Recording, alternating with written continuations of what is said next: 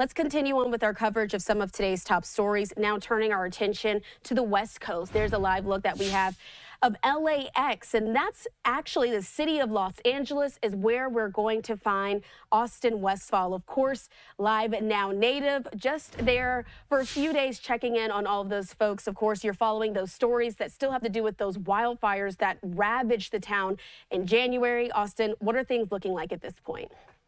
Yeah, so the last time I was here, the main concern was actual fires. I mean, at this point, we've had rain. There are no active blazes that are threatening anybody or any structures. So the main story at this point is recovery and telling people's stories of recovery and people's stories of loss. I have two pieces that I want to share with you guys today. The first one has to do with a man named Alfonso Soriano. He was diagnosed with kidney failure recently. It was so severe that he could no longer work, and that meant that he and his family had to move in with his mom. They had to move into her house. Well, just 3 weeks after they moved into her house, it burned to the ground. I asked him if he's okay. Health-wise, no, but we're here, we're all together. That's all that matters. We met Soriano in his hotel room. That's where he, his wife, and his two sons live for now. He showed me this video of his charred home. I left my wedding ring in there. I left everything in there. He says nothing is salvageable. Everything he and his son were wearing today came from donation centers. It's been really stressful, mainly just stressing over my parents and like their situation. We've been at the Hilton's for the last 3 weeks. I originally met Alfonso at a Pasadena recovery center last month.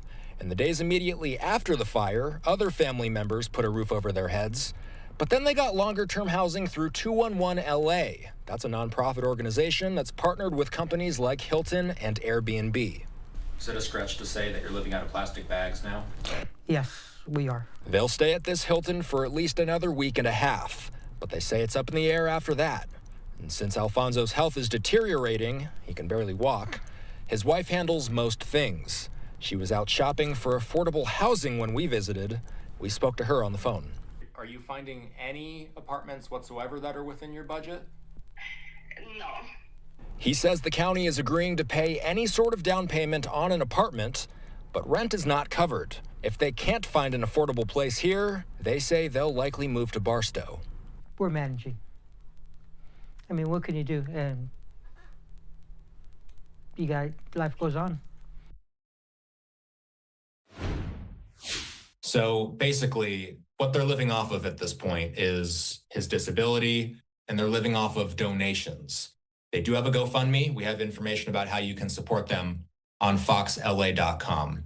Today, I was at an event in Pasadena. At that event was Reverend Al Sharpton and attorney Ben Crump. They're basically calling the community together to support each other. I ran into some people there who sadly lost family members, including one man who lost his sister. He described to me how his elderly mother is doing. Take a listen.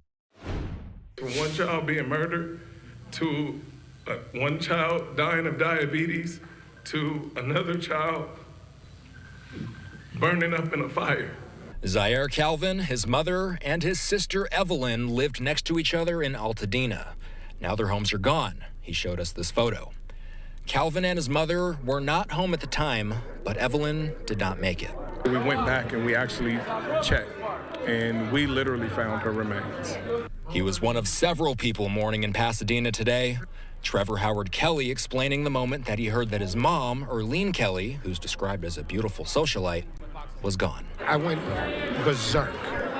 I went berserk in the parking lot of the evacuation center.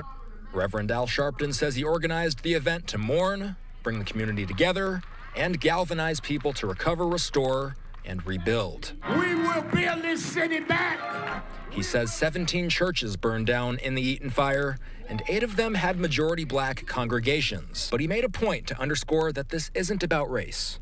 This ain't a black issue, this is a human issue. Look at the folks Evelyn worked with, those blacks and whites standing here together. Don't forget Altadena.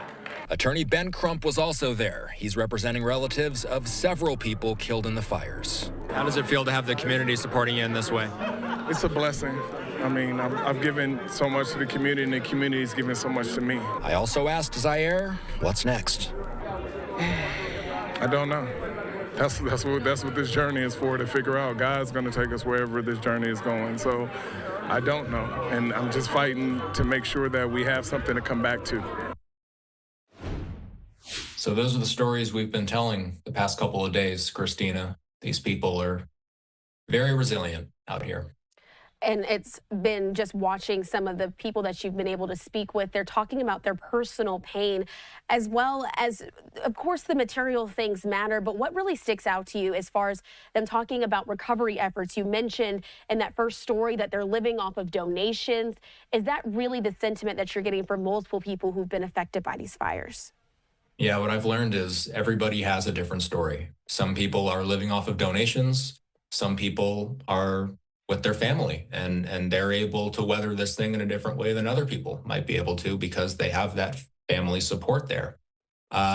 What's really tricky, though, is FEMA and so many other organizations, they have all this help available. But something I have been hearing from some officials that work at these agencies behind the scenes is they feel like there is still a large amount of people out there who don't understand that there is help out there for them. And there are so many different ways that people can get help. I mean, and there's so many different things that people need help with, whether it's reimbursement for temporary housing, whether it's help with food, whether it's help with just figuring out what the next steps are, insurance claims, things of that nature. There's so many different aspects and so many ways that people's lives have been impacted, whether it's whether it's loss of life, whether it's loss of property, or an endless list of smaller things that people are dealing with too.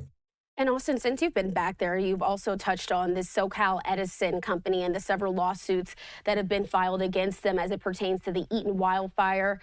Some folks in the community believe that they may be responsible. Have you gotten any movement or any updates on that? But for those who aren't aware, can you sort of break down just a bit more about what that lawsuit is on?